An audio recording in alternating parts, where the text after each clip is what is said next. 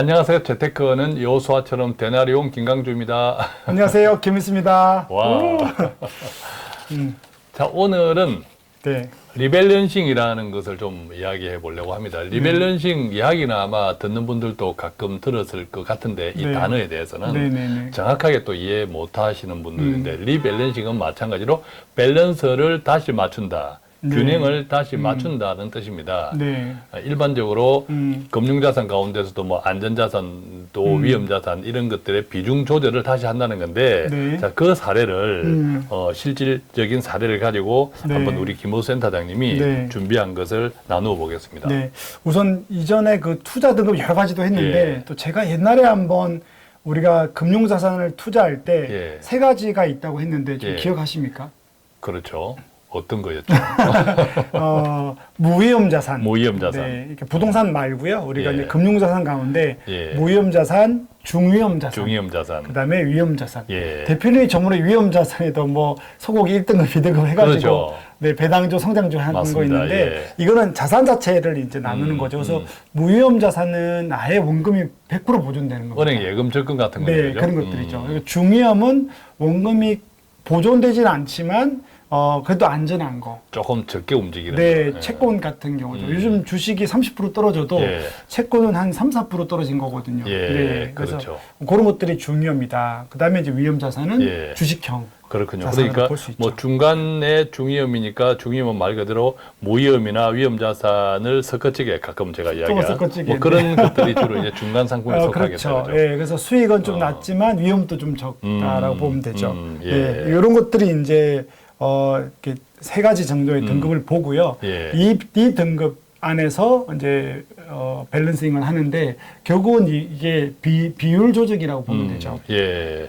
자, 이것을 아까 이야기 드린 밸런싱, 리밸런싱은 균형을 맞추는 것이다. 다시 네. 맞추는 것이다. 리. 네, 네. 그랬을 때 이 균형은 비중을 네. 아까 우리가 센터장이 이야기한 무위험자산, 중위험자산, 위험자산에 아마 지금 이 방송을 듣고 있는 모든 분들은 알게 모르게 결과적으로 이런 자산들을 나누어 갖고 하고 있어요. 있죠. 그죠? 갖고 자기도 있습니다. 모르게 네, 네. 무위험자산 은행 예적금도 있을 것이고 반대로 아주 위험자산 주식이나 펀드도 있을 것이고 네, 네, 네. 또 그것들을 좀 이제 섞어찌게 된 중위험자산도 자기도 모르고 있을 건데 문제는 네. 이것들 조금 의식을 하고 네. 내가 이런 것들이 비중이 어떻게 되어 있다라는 것을 어떻게 조절해야 되는 것이 좋다는 것을 알고 있다면 너무 좋은 거죠. 그렇죠. 오늘 그 이야기를 하는 거죠. 그렇죠. 이걸 꼭 기계적으로 오늘 사례는 반드시 이렇게 하라는 건 아니고요. 예. 우리가 이런 것도 있다라고 사례가 하면 있다. 여러분 도움이 될 것 자, 같고. 어떤 사례가 있습니까? 네, 50대 초반 50대, 분이고요. 예. 뭐 아이들 한참 공부하고 부동산 이제 대출 다 갚고 났으니까 금융자산이 많지는 않죠. 이렇게 예. 쓸 수 있는 가처분 자산이고요. 6천만 원 정도를 갖고 있습니다. 예. 여윳돈이 6천만 원 있고 여윳돈입니다. 그죠? 6천만 원인데 이게 이제 현재 자산 배분 리밸런싱을 한 사례로 보고 작년 10월 달에 이렇게 6천만 원을 이렇게 비중을 조절했거든요. 그래서 예. 이제 안전자산의 20%, 예. 6천만 원이 있는 거고요. 1,200만 원 정도가 안전자산 예컨대 예적금에 있다고 보면 그렇죠. 되고. 그래서 예. 6천만 원 중에서 일부는 어떻게 했는가 하면 안전자산 20%, 중위험 30%, 30%, 위험자산 50%니까 예. 그러니까 안전자산 20%니까 작년 10월 달 기준으로 1,200만 원이 주식경자산 뭐 된 펀드라 거죠. 네. 펀드일 수도 있고 뭐 조금 개별 종목일 수도 있고 그렇죠. 알 수는 없으나 그런 위험자산에 한 3천만 원 정도 있고 그렇죠. 50%였으니까요. 그죠. 그다음에 요게 이제 예적금에 1,200만 원, 6천에 20%. 네, 채권형 그다음에 펀드에. 그죠. 이제 중위험 자산이라고 하는 뭐 채권 주식 혼합형이라든지 네네네. 이런 쪽에 한 30% 1,800만 원 네. 있고. 요렇게 이제 재조정을 주가가 오를 때 예. 이렇게 재조정을 했거든요. 예. 그러니까 그 전부터 주가가 더 많이 올라가지고 주식 비중이 높아져서 낮춘 거죠. 그렇게 돼 있는데 지금은 어때요? 지금은 지금은 그 위험 6천만 자산이 좀 원이 빠졌겠는데. 당연하죠. 6천만 원이 5,300이 된 거예요. 5,300이 되고. 그래도 생각해 보면 전체적으로는 7천만 원, 700만 원 정도가 마이너스니까 예, 그렇게 그러니까 마이너스가 심하지는 6천에서 않죠. 한 700만 원 정도가 빠졌으니까 한 10% 정도 약간 네. 넘는 돈이 빠졌다 그죠? 그러면 이제 이분을 지난주에 만났을 때 자, 근데 이분 네. 같은 경우에는 최근에 보면 만약에 위험자산 주식형 자산만 있었다면 이것보다 뭐 2배, 3배 빠졌잖아요. 네, 그렇게 그래서 많이 이렇게 이제 빠졌죠. 나누어 있었기 때문에 그나마 적게 빠졌다고 네, 일단 그리고 또 이제 이해할 수 있겠다. 50대 분이시니까 이분이 만약에 30대면 예. 저는 이제 30대 분들 중위험 자산에 넣지는 않거든요. 예. 그 뭐 단기에 쓸 거는 예적금이고 나머지는 우리가 늘 이야기하는 자본주의를 믿으라 그래놓고 그죠. 예, 그래서 저는 주식형을 하는 편인데 예. 이제 50대고 이제 이 돈들을 쓸 일이 좀 많아지는 시기지 않습니까? 예. 자녀들 때문에. 예. 그래서 어쨌든 이제 지난주에 만나서 5,300이 된 거예요. 평가 예. 금액으로. 예. 그러니까 이걸 다시 리바랜싱을 한 건데 여전히 안전자산 20%, 그다음에 중위험 30%, 위험자산 주식형 50%를 해보니 아, 그러니까 네. 지금 원래 6천만 원이 현재는 총 5,300만 원에 대해서 그럼 이 5,300만 어떻게 되는지 한번 원, 보세요. 네. 5,300만 원으로 다시 네. 이 비중을 바꿔야 되는데 그럼 지금 5,300만 원의 지금 현재 비중은 어떻게 지금은 되겠습니까? 여전히 뭐 이자가 좀 붙었지만 안전자산은 1,200만 원 그대로고요. 예. 중위험이 그때 1,800인데 예. 100만 원이 줄어들었어요. 그러니까 1,700이 된 거고 예. 제일 많이 준 것은 위험자산. 네, 그래서 3천만 원에서 좋아했는데 그게 2,400이 된 거죠. 예, 위험자산에서 거의 뭐 대부분을 까먹었다. 네, 20%가 빠진 거죠. 자, 이랬을 그래도. 때 비중은 어떻게 돼 있나요? 비중이 달라졌죠. 원래 비중은 20, 30, 50이었는데 50이었는데. 지금 비중은 22, 33, 45가 된 거죠. 아, 22%, 네. 33%, 위험자산 45%. 네, 그럼 이거 리발렌싱도 하자는 그렇게 거죠. 원래 20%, 30%, 50%를 하기로 했는데 네. 이 비율이 깨졌네, 그죠? 다 네, 달렸네. 네. 예. 그 참고로 제가 모든 고객들이 이렇게 하지 않습니다. 단지 이제 이분은 공대 출신인데 예. 이런 거를 되게 기뻐하고 1년에 한 번 뭐 수익이 나든 안 나든 이렇게 하기를 부탁을 해서 해드린 예. 거니까 참고하시길 바라고요. 자, 그럼 5,300만 원을 다시 2대 3대 5로 조정하면 네. 어떻게 됩니까? 그러면 이제 안전자산이 1,200에서 낮춰야 예. 되는 거죠. 예. 그래서 그러다 보니 20%인 1,060만 원. 1,060만 원. 네, 제가 이렇게까지 1,060만 원 쪼개는 스타일이 아닌데 예, 이분 스타일에 제가 맞춰준 예. 겁니다. 그다음에 중위험이 30%니까 1,590만 원. 1,590만 원. 네, 1,700이었는데 여기도 이제 돈을 뺀 거죠.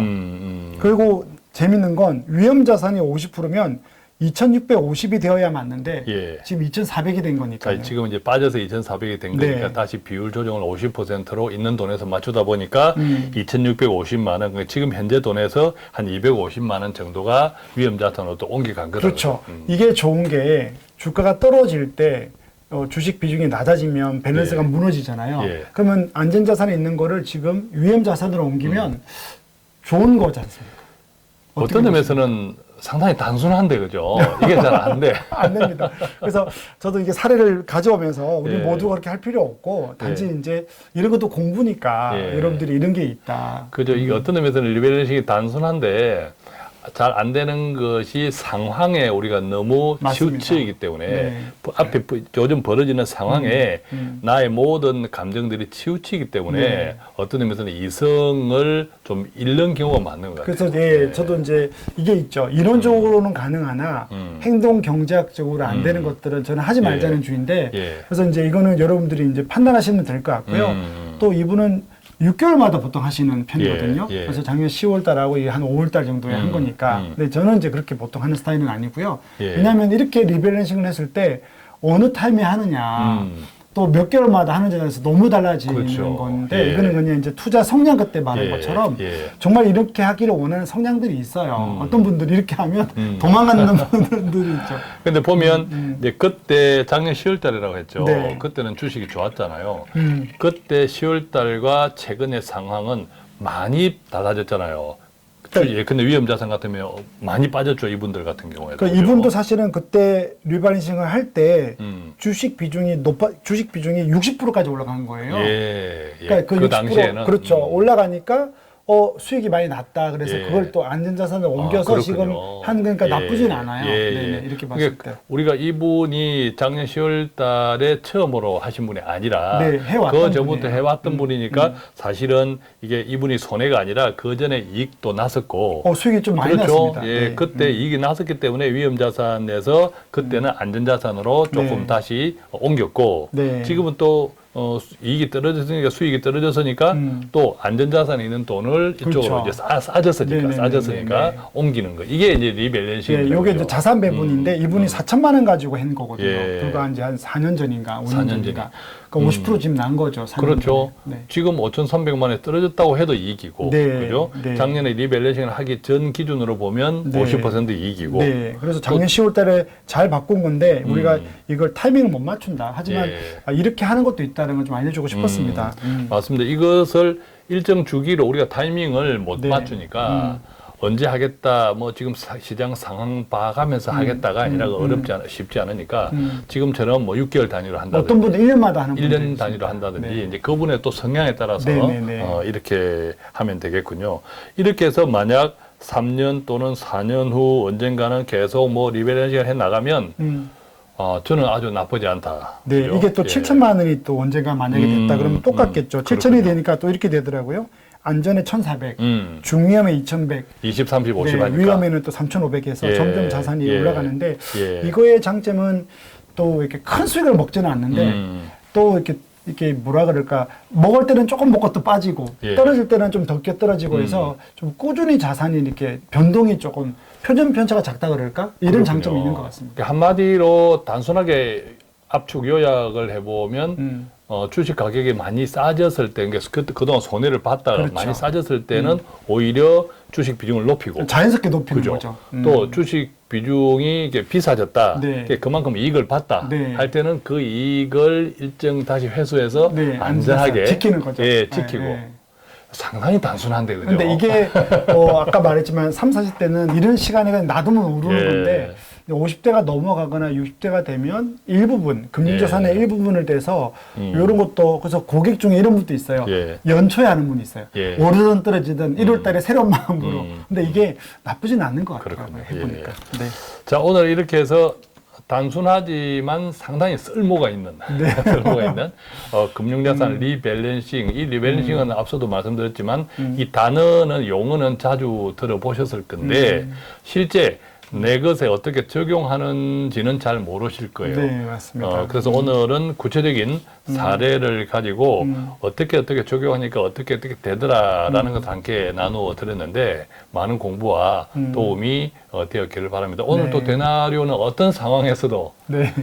단순한 것조차도 잘 지혜롭게 활용하면 어떤 또 효과를 기대할 수 있는지도 함께 나누어 보았습니다. 네. 저희는 여기서 맺겠습니다. 고맙습니다. 감사합니다.